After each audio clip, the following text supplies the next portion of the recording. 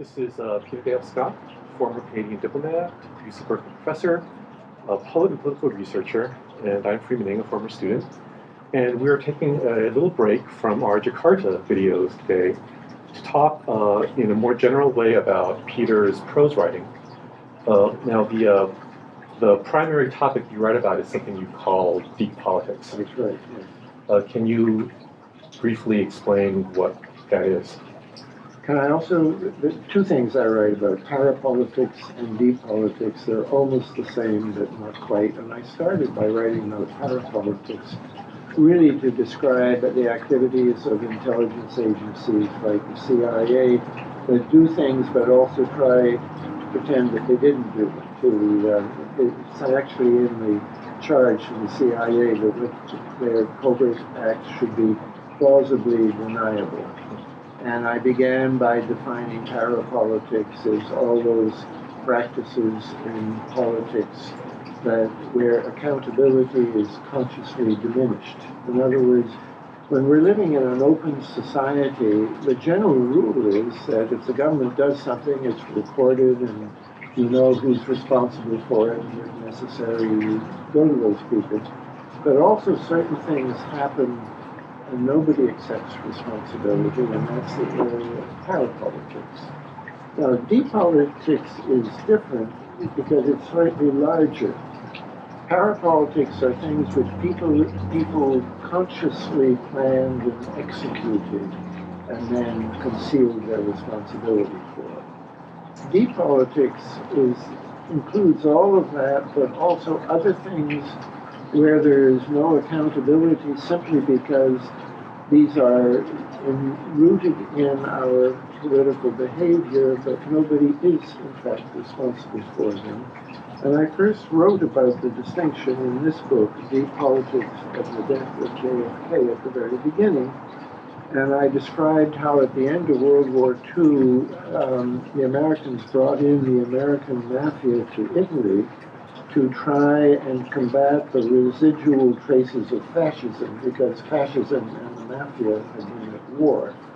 And that was parapolitics. But when the Americans stopped using the mafia didn't go away. They were still there. And for about 40 years, one of the most powerful forces in Italian politics, without anyone wanting to admit it, was the mafia, which corrupted both parties, corrupted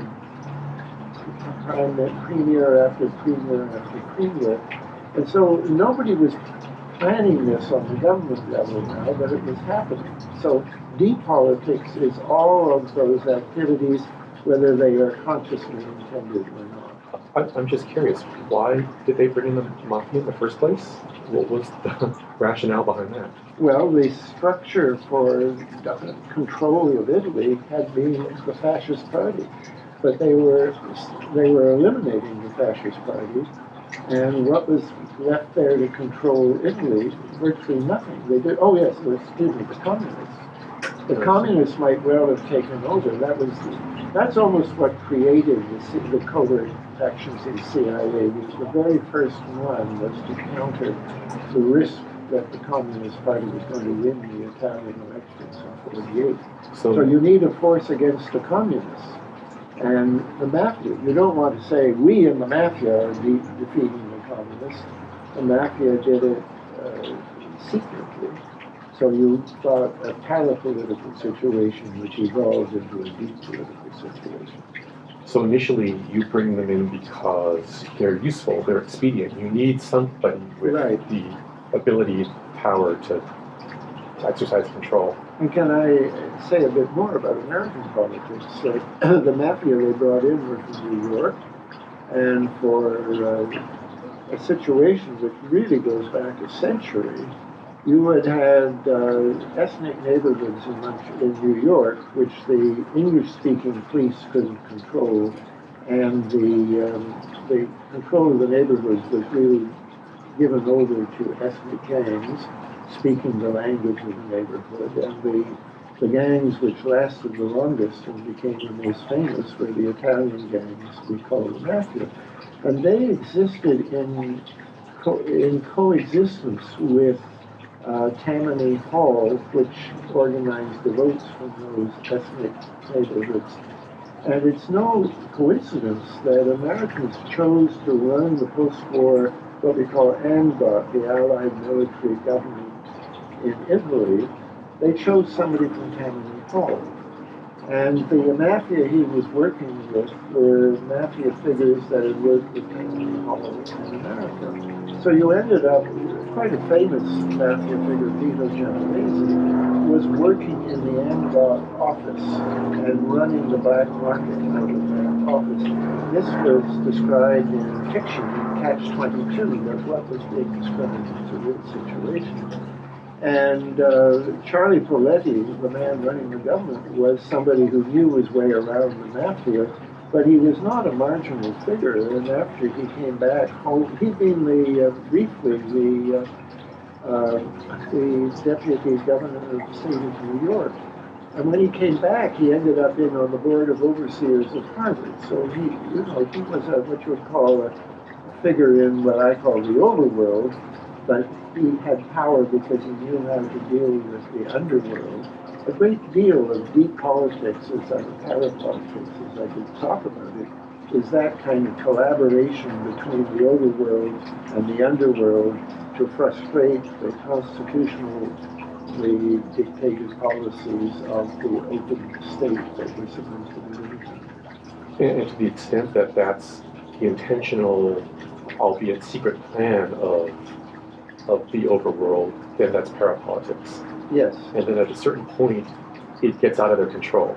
It becomes a force unto itself. Now, I think a good deal of parapolitics is not as centralized and directional as what the situation I just described in Italy, where the Allies were in total power. Much more of it is like what happens in city government, where the police are trying to diminish crime, or the FBI, but they're having trouble doing it.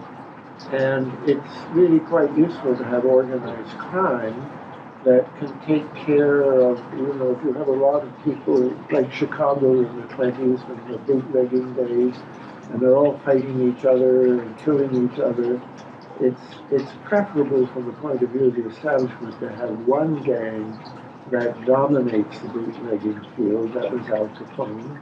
And he ends up in the symbiosis with City Hall in Chicago. And it's symptomatic of the fact that organized crime is pretty powerful in Chicago, that you had something like 1,000 murders, organized crime murders in Chicago between 1933 and 1961 or 62, and Bobby Kennedy tried to crack down on this. There were something like 1,000 mafia murders, and not one of them was solved because the mafia was in too close a relationship to the police. And that's what Bobby Kennedy was trying very hard to do, was to end that kind of machine politics which utilized the forces of organized crime to deliver race in the Democratic Party. And some people say that's why he was killed.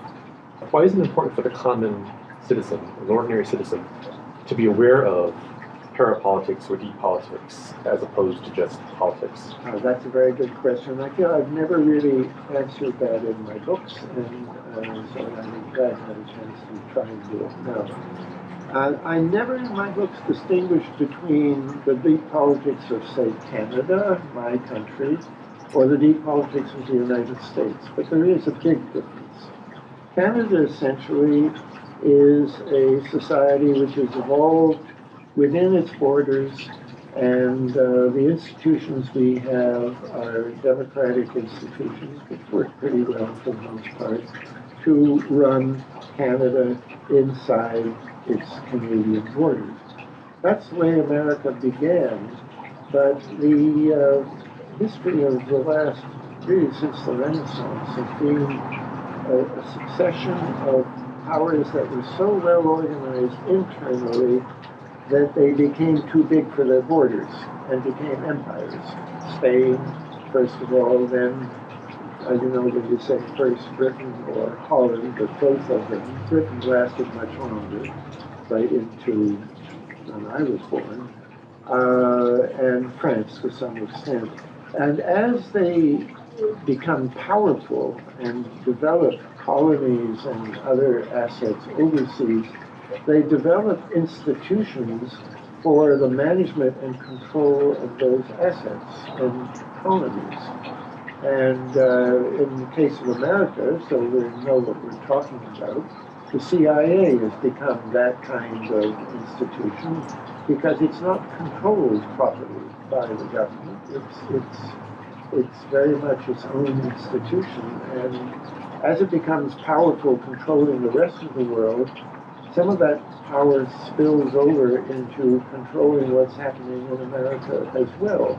And this was documented during the Vietnam War when it turned out that the CIA had been running something called Operation Chaos, which was infiltrating and controlling, penetrating, dealing with the anti-war movement. This is actually forbidden by the CIA's charter. It was illegal, but the CIA did it anyway because there was no way for the rest of the government to control the CIA.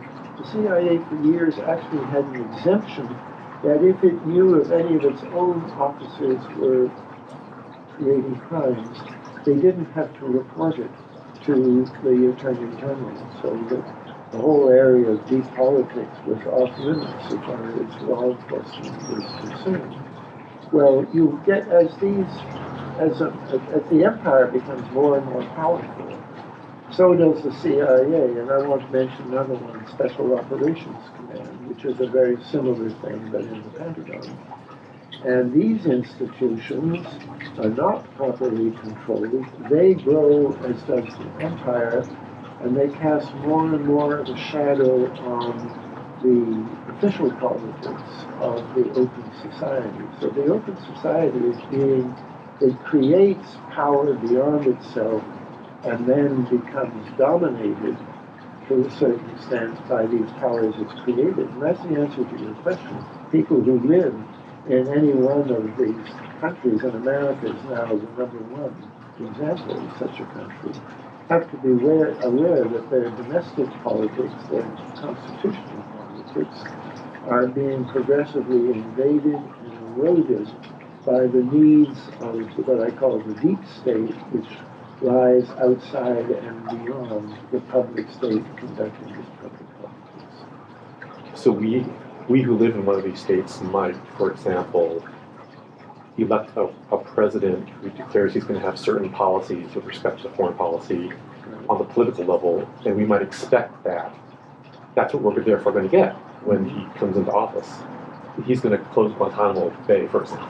Yes, right. But it doesn't happen because there's more than just politics involved. Because as I say in this book, American War Machine, I say it isn't the president that determines the mindset in Washington.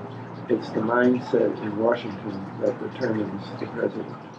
And Obama is a very good example of that. I think he sincerely had certain objections, but the system of power that's in place in Washington, part of it above the surface and visible, and part of it below the surface and deep and invisible, is just too big for any one president to take on.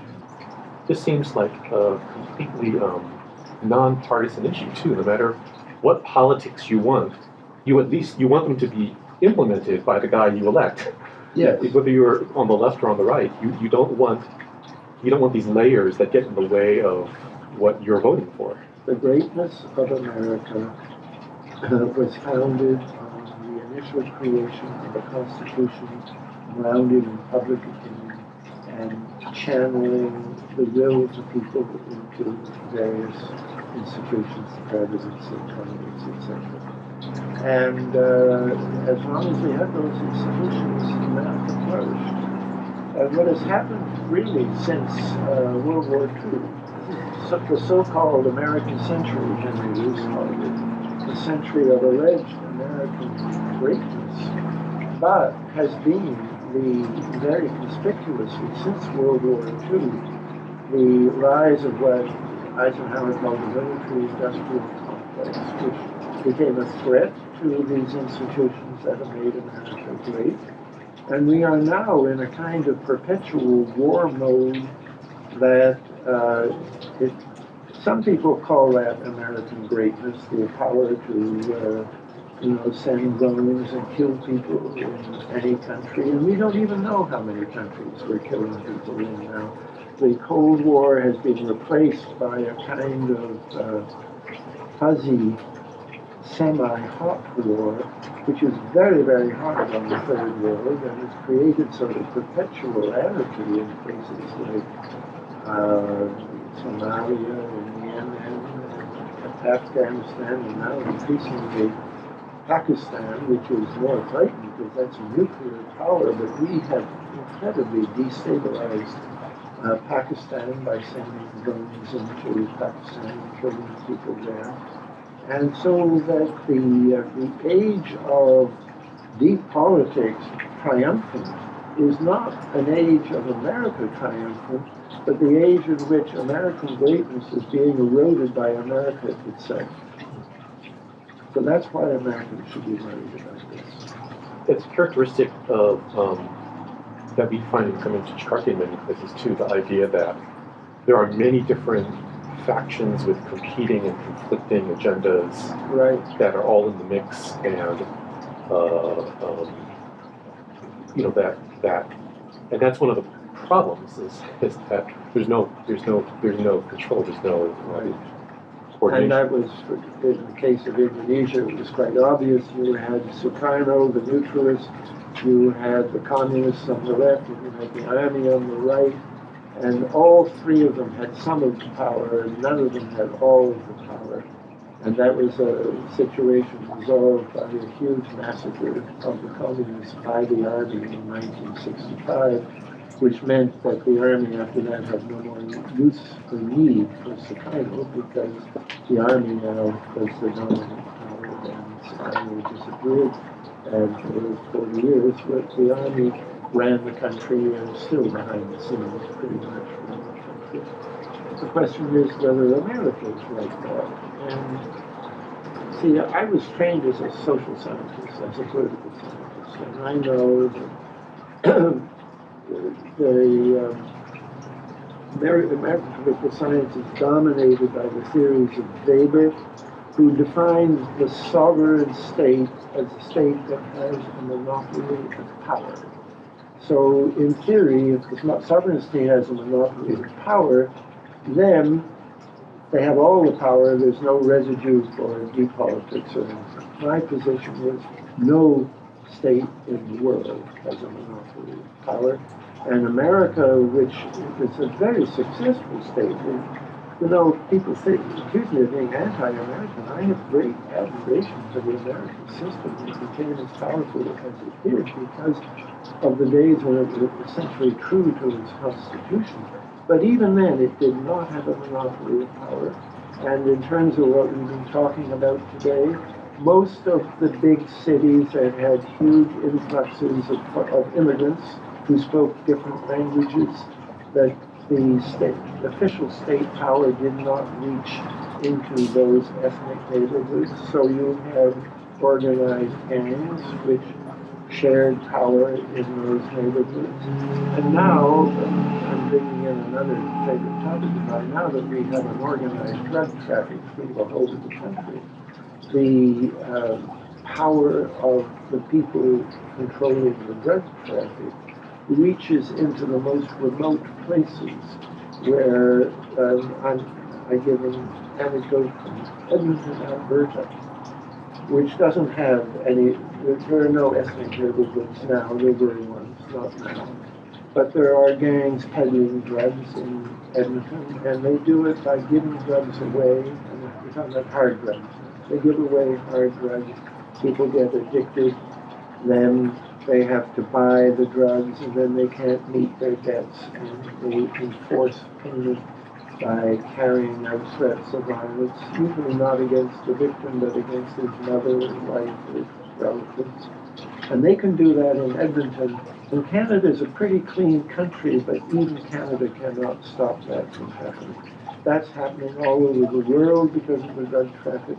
That's not unrelated to the deep powers of the CIA, which helped to develop the post-war drug trade in Southeast Asia.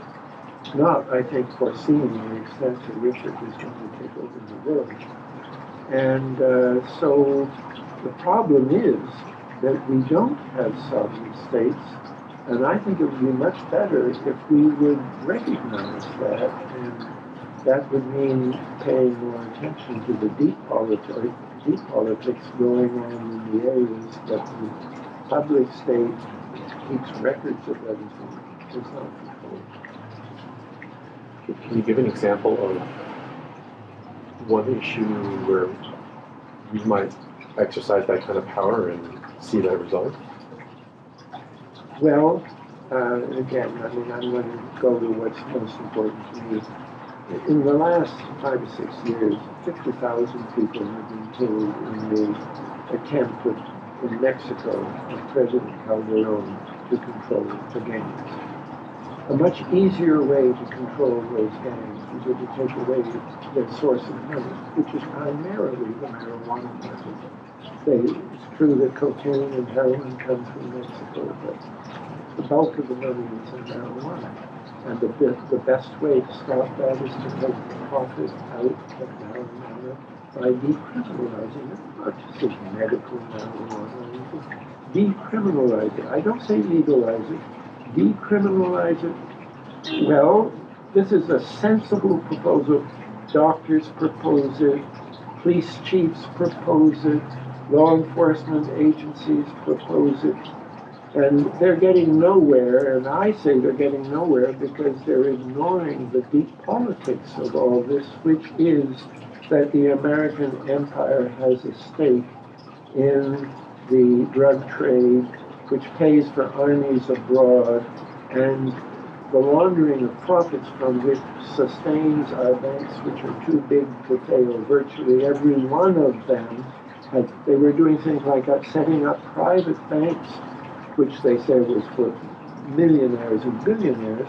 A lot of these people were drug traffickers, and there isn't one major bank in New York that hasn't laundered the funds of major drug traffickers and their representatives, like the brother of an earlier president of Mexico, for example. He had a tiny salary and was laundering millions of dollars in a New York bank, which asked no questions. We just had a bank that was closed down after it admitted to having laundered $110 million in drug profits, but the scope of what might have been laundered was 370 billion.